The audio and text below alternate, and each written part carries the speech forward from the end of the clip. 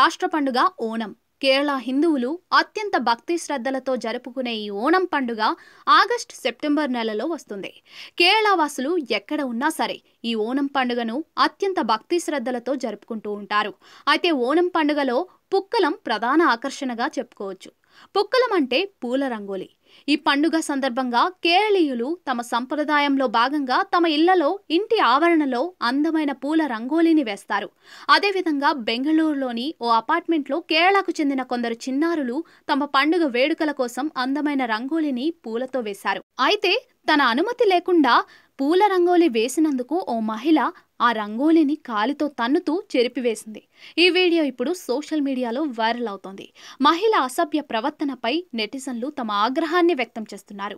ఈ ఘటన బెంగళూరులో చోటు చేసుకున్నట్లుగా తెలుస్తోంది. వివరాల్లోకి వెళితే బెంగళూరులోని సంపింగేహల్లి పోలీస్ స్టేషన్ పరిధిలోని తనిసంద్రలోని మొనార్క్ సెరెనిటీ అపార్ట్మెంట్లో తన అనుమతి లేకుండా చిన్నారులు పూల రంగోలీ గీశారని ఆగ్రహం వ్యక్తం చేస్తూ ఓ మహిళ తన కాలుతో పూల రంగోలీని తన్నింది.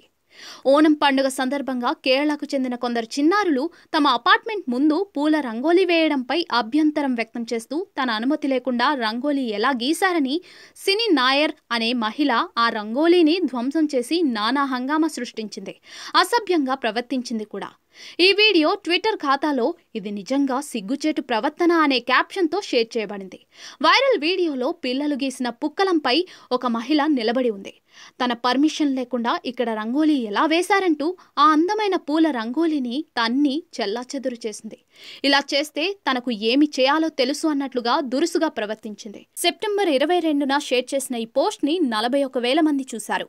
రకరకాల కమెంట్లు కూడా చేస్తున్నారు. ఒక వినియోగదారు ఆమె మనస్తత్వం మంచిగా లేదు, ఆమె మతం సంప్రదాయాన్ని గౌరవించడం నేర్చుకోవాలి అని అన్నారు. మరొకరు ఆమెను ఆమె కుటుంబాన్ని ముందుగా అపార్ట్మెంట్ నుండి తరిమి కొట్టాలి అని ఆగ్రహం వ్యక్తం చేశారు.